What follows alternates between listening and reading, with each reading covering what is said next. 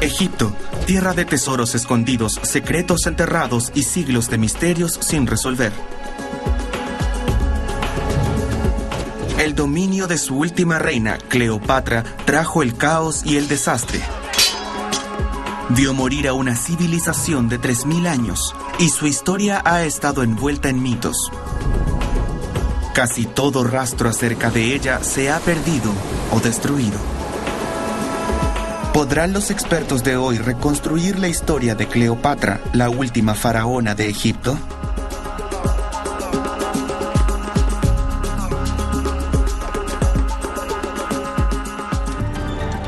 La mayoría conoce el nombre de Cleopatra, recordada como una seductora legendaria por los hombres a los que encantó. La historia real de la última reina de Egipto se ha oscurecido tras la exageración y el escándalo. La vida de Cleopatra es un misterio, pero era una reina mágica. Su belleza capturó los corazones de las dos personas más poderosas de la tierra. Ella ostentaba el cargo cuando la gran civilización del antiguo Egipto finalmente se derrumbó. Y la versión que tenemos sobre su historia fue escrita por quienes la derrotaron: los romanos. Los romanos cambiaron la historia de Cleopatra, convirtiéndola en una prostituta lasciva, una mujer que saltaba de una cama a otra con cualquier romano. Pero Cleopatra fue mucho más que eso. Era una mujer que llegó al poder a los 18 años y mantuvo controlados a los romanos por más de 2 décadas. Mientras más descubren los historiadores sobre ella, tanto más aparece como una extraordinaria mujer de su tiempo, que no hizo ninguna distinción entre la vida privada y la política. Las decisiones que tomó ayudaron a forjar la historia mundial, pero ha sido difícil encontrar evidencia física de su reinado. Aunque Cleopatra es tan famosa, casi todo lo que sabemos de ella son rumores o mitos.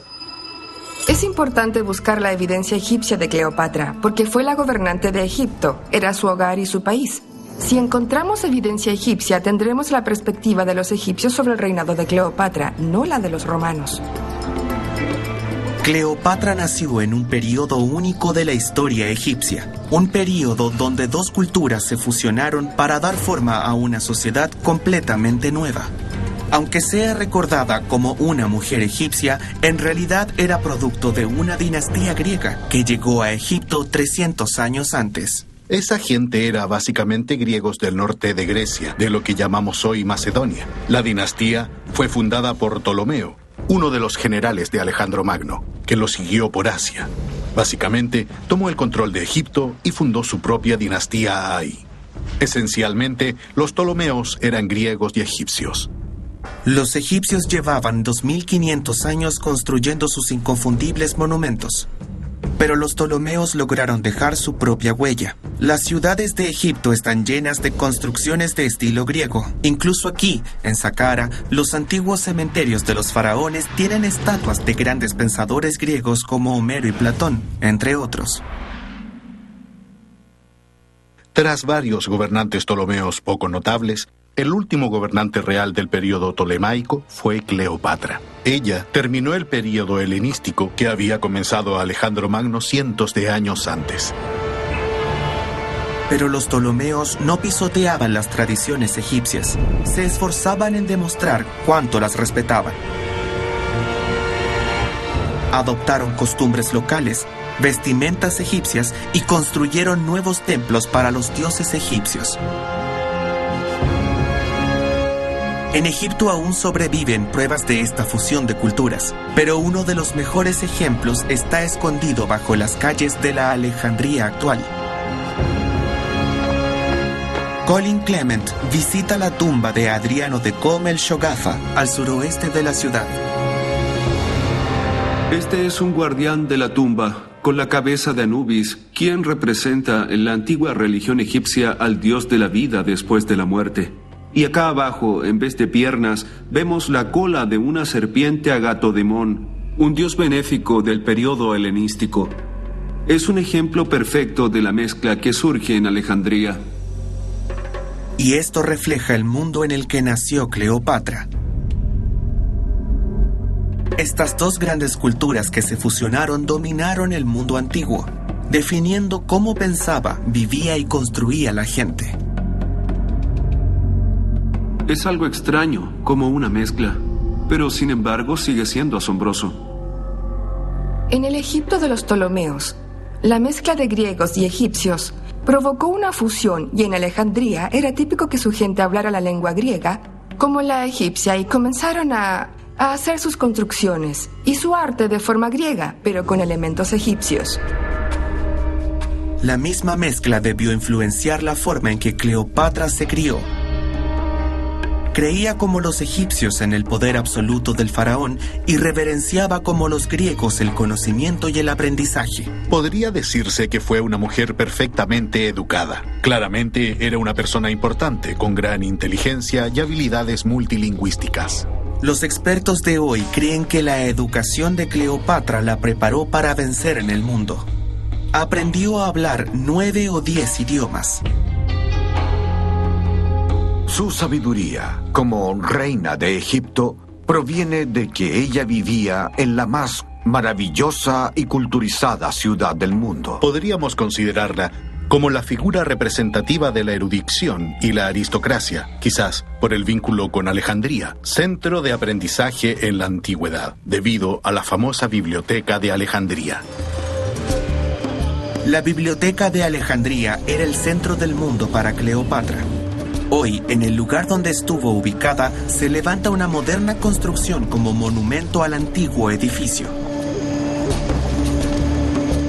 Creada siglos antes de que se inventara la imprenta, se decía que tenía más de 700.000 pergaminos. Generaciones de antepasados de Cleopatra se obsesionaron en su ambición de hacer de esta ciudad un centro internacional del estudio y las ideas. Los Ptolomeos fueron agresivamente tras una copia de cada uno de los libros que existían. Incluso tenían agentes de aduana que investigaban las naves que llegaban al puerto. Si encontraban un libro a bordo que no estuviera en la biblioteca, el libro era confiscado y se volvía parte de ella. Fue el primer centro de estudios del mundo. Y los Ptolomeos, incluyendo a Cleopatra, tenían los medios para pagarle a eruditos que se dedicaran solo a pensar y a usar sus mentes. Ella promovió la investigación y la erudición a un nivel netamente académico e intelectual. Hay otra construcción que revela cómo se quería mostrar la dinastía de Cleopatra. Una estructura que representaba su cara pública. Era literalmente lo primero que uno veía al llegar al puerto de Alejandría. El faro, una de las 7 maravillas del mundo antiguo. Hay textos escritos desde la antigüedad que nos hablan de una gran torre construida con roca blanca que se hallaba en la punta de la isla del faro. Tenemos imágenes, pero ninguna es muy detallada. Los textos describen un monumento bastante alto que fue construido durante el reinado de Ptolomeo como una señal para los barcos en su navegación.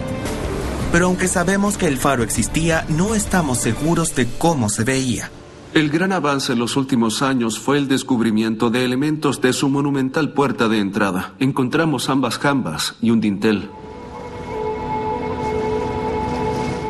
Gianni Van Pro lideró el equipo que en 1994 descubrió estas enormes piezas de piedra en el fondo marino. Cree que alguna vez formaron parte de la entrada del faro. Hay 2 fragmentos de la colosal entrada al faro y se quebró por un terremoto y pudimos rescatarla desde el fondo del mar, pero aún falta la otra, la gemela y también el dintel. Así que tenemos el marco completo y con la base son más de 11 metros y 45 centímetros de altura. Las piedras revelan que el faro fue otra combinación de elementos egipcios y griegos. Esta piedra habla por sí sola. Es granito de asfalto. Eso demuestra que fue tallada por artesanos egipcios. Pero fue usada en la gran construcción del faro, que sin duda es un símbolo de Alejandría. La entrada fue hecha con 3 bloques sólidos de granito, cada uno de más de 100 toneladas. Medía más de 11 metros de altura. Claramente, cualquier construcción con una entrada de proporciones tan monumentales debía ser enorme. Una gran pista de cómo se veía este edificio se halla a 50 kilómetros por la costa. Andrea Kay, quien estudia a Cleopatra, visita lo que algunos creen que fue una copia del faro, pero a menor escala. Estamos en el faro de Taposiris Magna. En la época de los Ptolomeos fue un gran asentamiento, y este faro fue construido en un cementerio ptolomeo. Probablemente sirvió como un tipo de monumento fúnebre y como una torre para señalizar. El gran faro era al menos 4 veces más grande que esta torre, pero Andrea Kay cree que la forma y proporción era la misma. Tiene una gran base cuadrada con una sección central octagonal y una parte superior cilíndrica. Esto coincide con las antiguas descripciones del Gran Faro. Usando el diseño de este faro y la escala que sugiere la entrada que se encontró en el puerto, es posible hacerse una idea de cómo se veía el imperio de Cleopatra al llegar a él. Con unos 120 metros, fue uno de los edificios más altos del mundo hasta su destrucción en el siglo XIV. Si la intención del constructor fue ganar reconocimiento, lo logró. El Gran Faro era una proeza de ingeniería que recibía a los visitantes que llegaban al puerto de Alejandría, pero también le demostraba al mundo que Alejandría era el centro del poder en el Mediterráneo. Los ptolomeos tenían una palabra para eso, trifi, que se podría traducir como lujo. Y trifi significa hacer todo en exceso, ya sea filantrópicamente o arquitectónicamente. Lo que sea que hagas, sé exagerado al hacerlo. Y era posible ser exagerado porque ellos tenían una cantidad ilimitada de recursos a su alcance. Cleopatra, la última reina de Egipto, fue el producto de una cultura única y de una época extraordinaria. Para entenderla realmente, los arqueólogos se adentran en su mundo, un mundo que cambió irrevocablemente. Eso implica examinar Alejandría, una ciudad donde ocurrieron sucesos que alterarían el curso de la historia. Pero en los 2000 años desde que el ejército romano se apoderó del imperio de Cleopatra, la ciudad ha cambiado. Alejandría se ha convertido en una enorme metrópolis. Para hacernos una idea de cómo fue la ciudad de Cleopatra, es necesaria una gran investigación. La egiptóloga Andrea Kay usa un sistema de GPS para marcar la ubicación exacta de los pocos puntos de referencia que han sobrevivido desde entonces. Tratamos de tener una mejor idea de la distribución de la antigua ciudad de Alejandría, trazándola en una computadora. Está recopilando información extraída de antiguos registros y de los mapas que preceden al desarrollo de la ciudad actual. Le permiten identificar dónde estuvieron las construcciones clave. Te da una mejor idea de lo que había ahí. Y al juntarlo todo, podemos tratar de armar lo más posible el cuadro para entender en qué tipo de ciudad vivía Cleopatra. En 2000 años, la forma del paisaje ha cambiado. Desde la época de Cleopatra, estas tierras se han erosionado y hundido. Y a través de los siglos, la antigua ciudad ha sido reconstruida una y otra vez. Los restos que no han sido descubiertos están muy por debajo de la superficie actual. Para los eruditos, la búsqueda de evidencias sobre Cleopatra y el mundo en que vivió se debe centrar en el corazón de la ciudad, el distrito del palacio. Aquí habría estado una importante parte de la ciudad donde vivió Cleopatra. Debió vivir justo ahí, en una de las partes más opulentas de la ciudad. El distrito del palacio ocupaba 1/5 del área dentro de las murallas de la ciudad. Esta es una parte de la ciudad donde sabemos que vivió Cleopatra. Pero los arqueólogos asumieron que se había perdido para siempre. El nivel del mar ha cambiado tanto en esa zona de la ciudad que la parte que antes bordeaba el puerto ahora está sumergida. Esa zona lamentablemente está en una ubicación que recibe mucha acción sísmica y sufrieron terremotos e incluso existe registro de un tsunami o un maremoto en el siglo IV después de Cristo.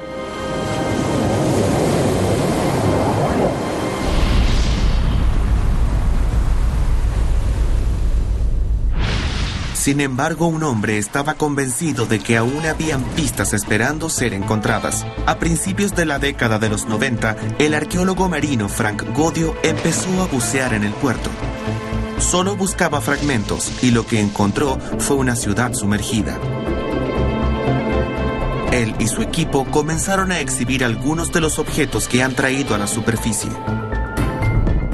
Evidencias de una cultura de riqueza sin igual.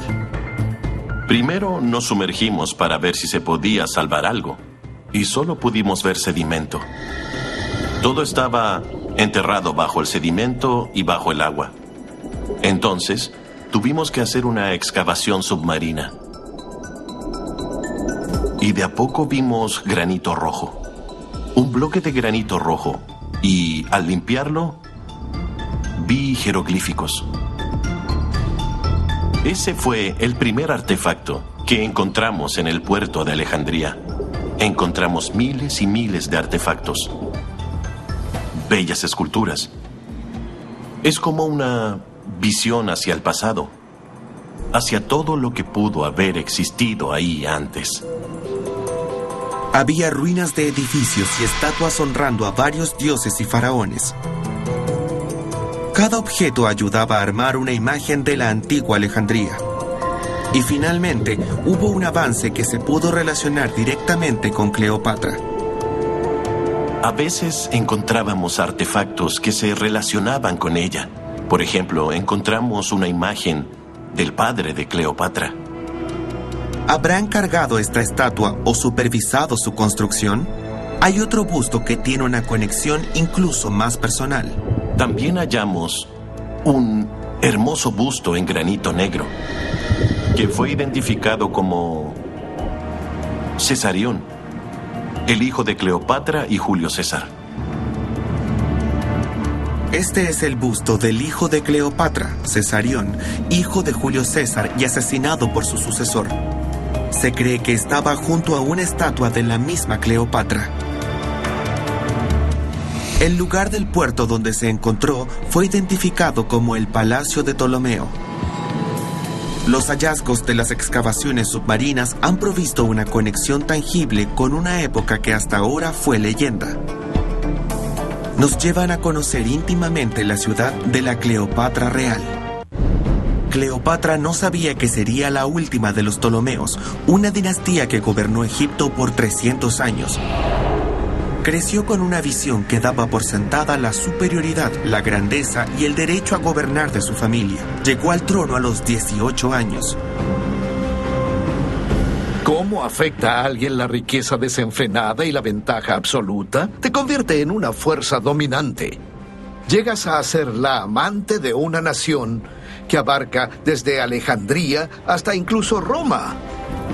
Pero debió enfrentar inmediatamente una crisis que se desarrollaba desde hacía tiempo.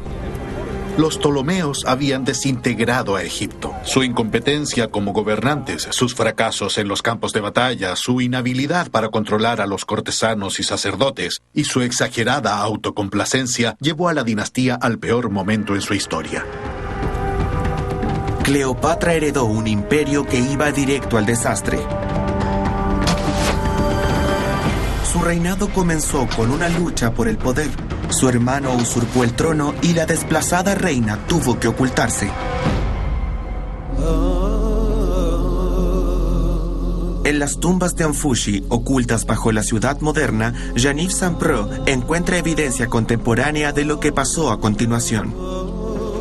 En primer lugar, es sorprendente encontrar aquí dibujos tan frágiles que fueron hechos con simple carbón. Estos rudimentarios dibujos de carbón muestran un evento que cambiaría el mundo de Cleopatra.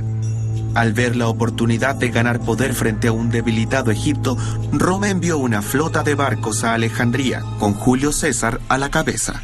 Estas tropas y la tripulación de su flota escaparon de la batalla y se quedaron en este refugio. Estos dibujos registraron hace 2000 años uno de los encuentros más notables de la historia antigua. La llegada e intervención de César apoyando a Cleopatra, que le permitió recuperar el trono. Claramente estaba encantado con ella, y una vez que se deshizo de su hermano menor, comenzaron su affair. Cleopatra no veía la llegada de los romanos como una pérdida de poder, sino como una oportunidad de devolverle a Egipto su grandeza. Este encuentro suele ser representado como una seducción, pero tuvo una gran importancia política. Roma se iba a convertir en su peor enemigo o en su mejor aliado. Así que cuando Cleopatra y César se unieron, ambos tenían claro qué querían. Querían dominar el mundo y se dieron cuenta de que juntos sería posible cumplir ese sueño mucho más que siendo enemigos y luchando entre ellos. En esta versión, Cleopatra no era la amante de César, sino su socia. No se rindió ante él, sino que formó una alianza. Tuvieron un hijo, y aunque llevaba el nombre de su padre, Cesarión, Cleopatra se esforzó en mostrarle que a través de ella heredaba la sangre de un verdadero faraón. Bob Bianchi examina pruebas de ello, 800 kilómetros al sur de Alejandría, en las murallas del templo de Endera. La evidencia egipcia no nos da una imagen personal de la reina. No tenemos jeroglíficos que muestren cómo interactuaba con César. Lo que sí tenemos como evidencia es la visión que había de ella como monarca. El templo de Dendera representa a Cleopatra en la cima del poder. Esta es probablemente la real imagen de Cleopatra en cualquier parte de Egipto o del mundo. Cleopatra como madre de Cesarión, a quien ella veía como el legítimo heredero. Estas figuras de 6 metros dan un mensaje. Quizás tuvo un padre romano, pero Cesarión era egipcio. Era por sobre todo el heredero de su madre. Aquí Cleopatra usaba a César para promocionar su carrera y reforzar la posición de su hijo. Usó la religión para conseguirlo, aprovechando uno de los festivales egipcios más importantes. Ella personificó a la diosa Hathor y César al dios halcón Horus. Estas representaciones de ambos fueron unidas en una ceremonia que tuvo lugar a lo largo de 140 kilómetros por el Nilo. Ocurrió durante una procesión de botes sagrados emplazados aquí en Dendera. El bote de Dendera llevaba a la diosa femenina, el bote de Edfu al dios varón Horus. El bote masculino partiría de Dendera, desde el templo de Edfu. Ambos templos son gemelos. Básicamente están unidos. Andrea Kay explora el templo de Edfu, cuya construcción se terminó durante el reinado de Cleopatra.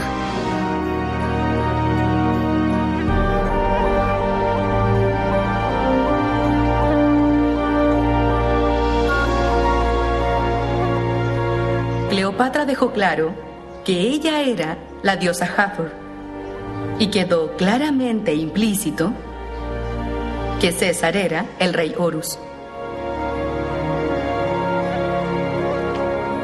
Así que la estatua del dios Horus, que representaba en este caso a César, estaría ubicada sobre lo que es esencialmente un altar móvil, que era llevado por la gente al río y luego trasladado a Dendera, donde Hathor, es decir, Cleopatra, representaba la parte femenina. No fue solo un ritual religioso, sino una gran propaganda. Cuando César y Cleopatra se unieron, ella no se transformó en romana, sino que César pareció adoptar una identidad egipcia. El hecho de que representara a Horus, el dios del faraón que unió y protegió a Egipto, era muy importante. Este es Cesarión, hijo de Cleopatra y Julio César. Y aquí lo muestran, protegido por el dios Horus, cuyo templo es este. Y vemos en Dendera a Cleopatra como Hathor, y vemos a César representando a Horus. Y ahora tenemos a Cesarión, que sería el hijo divino de ambos dioses. La imagen de Cleopatra representa una política y una propaganda que la muestra como una soberana preocupada por crear un legado y proyectar su imagen como gran faraona. Pero hay algo que confunde a los egiptólogos. Robert Bianchi está cerca de Luxor, sitio donde se ubica uno de los mayores complejos religiosos del mundo antiguo, Karnak. Los faraones ya construían monumentos aquí 2000 años antes de Cleopatra. Cada gran faraón de Egipto, Tutankamón, Ramsés, Amenhotep, todos dejaron su nombre aquí, incluyendo los Ptolomeos. Así que tenemos casi 2000 años de historia. Era casi una obligación que el faraón construyera un monumento aquí dejando su huella. Pero, ¿dónde está el de Cleopatra? Uno esperaría de una reina tan nacionalista como la misma Cleopatra que hubiera hecho algo para ser recordada. Parece improbable que simplemente olvidara hacer lo que otros hicieron. Quizás Cleopatra sí dejó algo, pero sus enemigos decidieron eliminar cualquier rastro de ella. Bob Bianchi está convencido, por evidencias circunstanciales, que Cleopatra sí construyó en Karnak. Sabemos que en el siglo II después de Cristo, durante el reinado del emperador romano Adriano, una familia muy importante que vivía en esta área tenía mujeres en su familia a las que llamaron Cleopatra, así que su recuerdo perduró y ese mismo recuerdo nos sugiere que había monumentos que reforzarían el nombrar a tus hijos con el nombre de esta gran reina. Quizás fue destruido deliberadamente, quizás quedó olvidado en este sitio de 250 hectáreas. Pero encontrar lo que Cleopatra dejó aquí se convirtió en una misión para algunos arqueólogos. Para restaurar su reputación, están redescubriendo una historia que ha estado enterrada, escondida o mal narrada por 2000 años. Un nuevo hallazgo en una sección del sitio conocido como la Avenida de las Esfinges sugiere que la búsqueda ha finalizado. Miles de estatuas solían alinearse en la ruta entre Karnak y el templo de Luxor.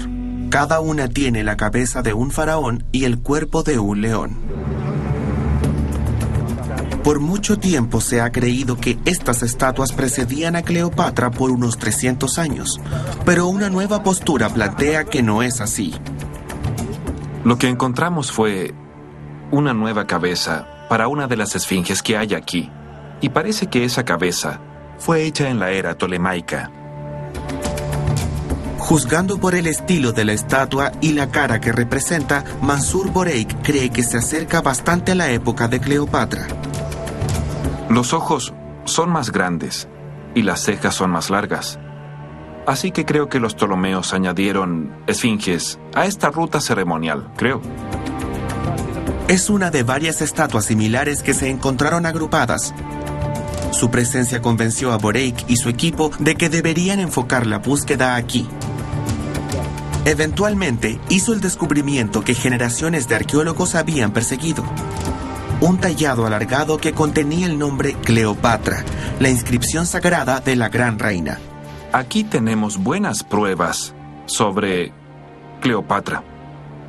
Es un bloque de arenisca en el que pueden ver la inscripción de Cleopatra, junto a una cobra. Y es evidencia del mundo perdido de Cleopatra. Esto al menos nos muestra que Cleopatra hizo algo aquí. Para los egiptólogos, este bloque es un gran descubrimiento porque los acerca enormemente al mundo de Cleopatra.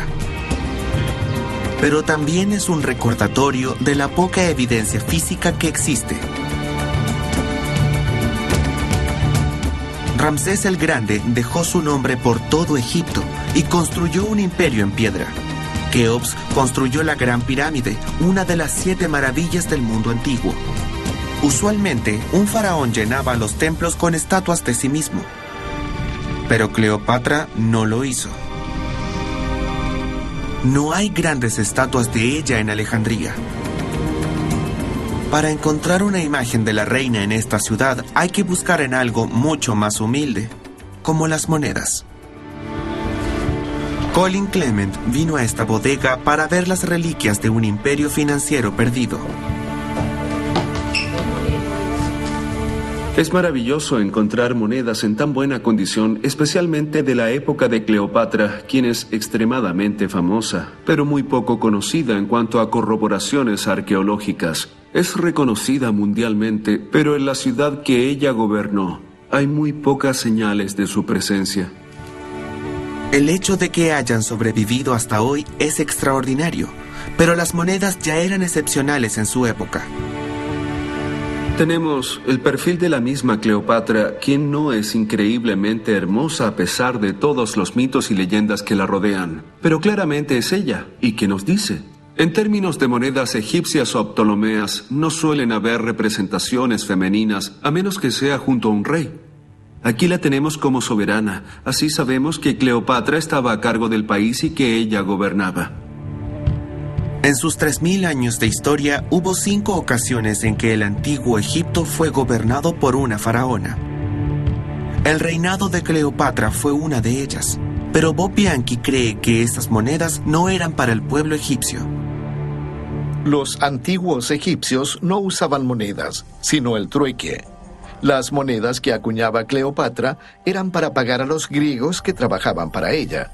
Las monedas existieron más como propaganda que como una identificación para saber cómo era la reina.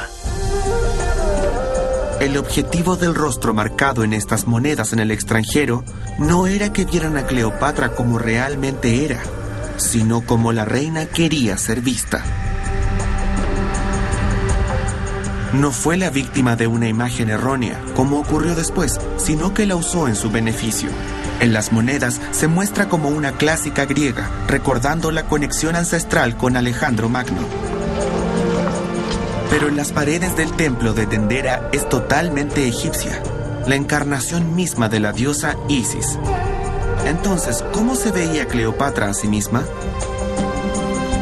Los Ptolomeos y su corte real se mantenían orgullosos de su herencia griega. Se dice que Cleopatra fue la primera en aprender el lenguaje de sus súbditos egipcios, y las investigaciones sugieren que quizás no solo tenía sangre griega. Probablemente no era completamente europea. Recuerden que su familia llevaba viviendo en Egipto unos 300 años cuando ella llegó al poder. Sally Ann Ashton ha pasado años estudiando objetos para descubrir la que considera la más fiel imagen física de Cleopatra. Su ascendencia era compleja, así que se presentaba de distintas formas ante distintas personas. La razón por la que escogí este anillo en particular es porque es egipcio y muestra a Cleopatra como Isis, y es una Cleopatra muy joven, y como solo tenía 40 años al morir, este es el tipo de imagen que debemos analizar. La imagen en este anillo es importante. Fue hecha y usada en la época de Cleopatra. Transformado en un modelo en 3 dimensiones, puede ser lo más cerca que estaremos de ver el rostro de una de las mujeres más poderosas de la historia. En el pasado, cuando se hablaba de Cleopatra, su supuesta y legendaria belleza era parte importante del relato. Pero está claro que esa fue una caricatura, que esta es la mujer que conoció a Julio César, un conquistador y un dictador con el que forjó una alianza. Julio César y Cleopatra sabían lo que querían. Eran mental y políticamente iguales, y ambos eran extremadamente astutos y confabuladores. La alianza entre César y Cleopatra duró 4 años. Al parecer, dio tan buenos resultados para ella que causó celos y preocupación en Roma. Los senadores estaban muy perturbados por la relación entre César y Cleopatra. Y es probable que por esa situación finalmente hayan decidido asesinarlo. Indiferente del motivo, los asesinos que terminaron con la vida de César en el año 44 a.C. también acabaron con una época de estabilidad para Egipto. Y ya sea por sentir su pérdida de forma personal o política, se cree que Cleopatra le dedicó un gran monumento a César en el centro de Alejandría. Hoy, el lugar donde se ubicó el Caesarium está rodeado de edificios modernos. Excavaciones recientes encontraron pruebas de una construcción de estilo romano. Aquí vemos una estatua del emperador romano Septimio Severo que hallamos durante nuestra excavación en el sitio del Caesarium, que nació en la época de Cleopatra. pero que finalmente fue un sitio destinado a adorar al emperador, al César romano. La construcción tuvo una finalidad tras la muerte de Cleopatra. Cuando los romanos se instalaron en Egipto y sus emperadores fueron alabados como dioses, el Caesarium se convirtió en un templo de culto.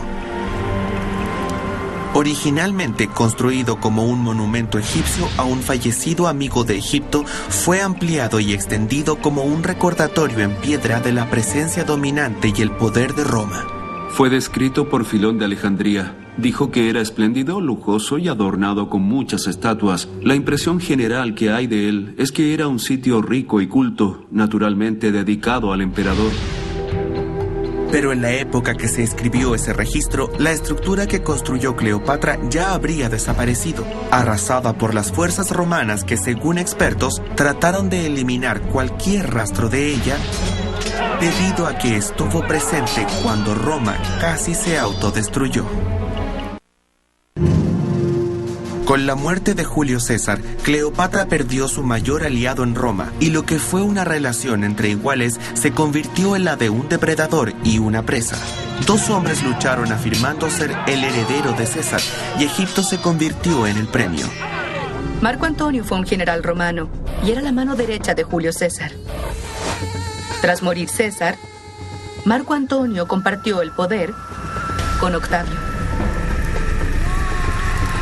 Compartían el gobierno de Roma y Marco Antonio recibió la zona oriental. Fue por eso que vino a Egipto, conoció a Cleopatra y entonces comenzaron una relación.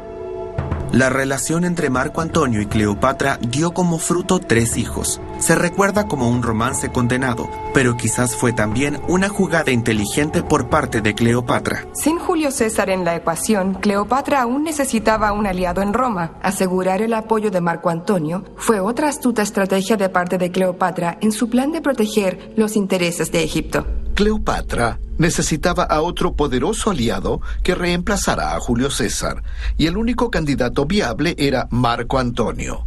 Ambos formaron finalmente una alianza en la que decidieron juntar sus recursos para una lucha contra Octavio, donde el ganador se quedaría con todo.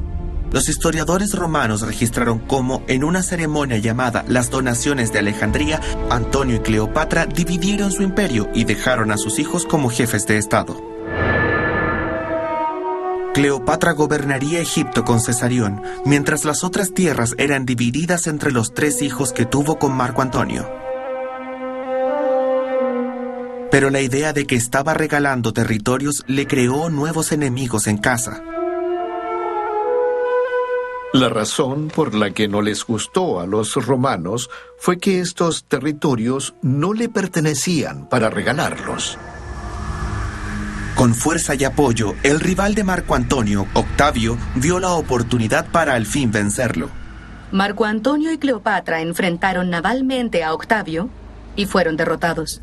Cuando se dieron cuenta de que no había salvación, se desesperaron y decidieron regresar a Egipto, pensando que Octavio llegaría a controlar el país. Marco Antonio se enterró su propia espada y fue llevado a donde Cleopatra mientras agonizaba para morir en sus brazos. Perdió a su amante, perdió a Egipto, finalmente también se suicidó. Realmente no sabemos cómo murió Cleopatra. Los escritores romanos nos han dado 2 versiones diferentes de cómo se suicidó. Se comió un higo envenenado que sacó de un canasto, o quizás usó una áspid, la serpiente venenosa que era símbolo de magia y poder en la religión egipcia. Incluso el suicidio de Cleopatra parecía un acto de desafío. Quitándose la vida, evitó que Octavio la paseara por Roma como símbolo de triunfo. Pero con la muerte de Cleopatra se eliminó la última barrera que protegía a Egipto. Octavio se declaró a sí mismo César Augusto, el primer emperador. Los egipcios se convirtieron inmediatamente en súbditos romanos. Tras la muerte de Cleopatra, Egipto se convirtió en una provincia más del Imperio Romano, pero una provincia muy rica y bastante importante. Con el paso del tiempo, las tradiciones egipcias como el lenguaje y la religión se desvanecieron y Egipto no volvería a ser independiente por casi 2000 años. En la Avenida de las Esfinges, las excavaciones de Mansur Boreik han descubierto evidencias de la época romana que demuestran lo que Cleopatra había intentado prevenir durante su reinado. Ellos convirtieron a Egipto en su granero, lo dominaron por la fuerza e hicieron pagar impuestos a los egipcios por la fuerza, y además utilizaron a los militares, a los soldados, para dirigir al país. Con la llegada de los romanos, las estructuras religiosas dieron paso a las industriales. Y los hallazgos de Boreik sugieren que se esforzaron en eliminar a Cleopatra y los Ptolomeos de la historia. Esta es una prueba real que tenemos de lo que ocurrió tras la derrota de Cleopatra en el 31 a.C. Los romanos convirtieron parte de la Avenida de las Esfinges en un área industrial. Comenzaron a construir talleres. Pero lo más llamativo es que desmantelaron y destruyeron algunas estructuras construidas por los Ptolomeos y usaron esos bloques para sus propias construcciones. Pueden ver restos de marcas acá, que fueron talladas, e incluso, si ven este perfil, verán características del período ptolemaico. Pero no solo destruyeron las construcciones de la época de Cleopatra. Los romanos también trataron de suprimir la religión egipcia que Cleopatra intentó proteger. Bob Bianchi encontró pruebas de ello en el templo de Luxor. La religión egipcia debía ser practicada de acuerdo a la arquitectura, y creo que la forma del edificio definía la función que cumplía. En un complejo egipcio como este, el largo eje vertical es clave para la forma en que se practica la religión. Esto fue particularmente cierto en el Festival de Opet, la ceremonia que previamente se asociaba a Cleopatra y Julio César. Se trataba de una procesión de barcos benditos por el templo. Los romanos, dispuestos a imponer sus propias creencias, levantaron un muro que bloqueaba esa ruta. Para forzar a la población egipcia a adorar a los emperadores romanos, este eje crucial, que era tan importante para el Festival de Opet, fue interrumpido. La muralla se cerró y fue pintada con escenas de culto a los emperadores romanos, alterando la función del templo y prohibiendo que el bote hiciera su recorrido tradicional. Vemos eso como una estrangulación, cortando sus antiguas tradiciones religiosas.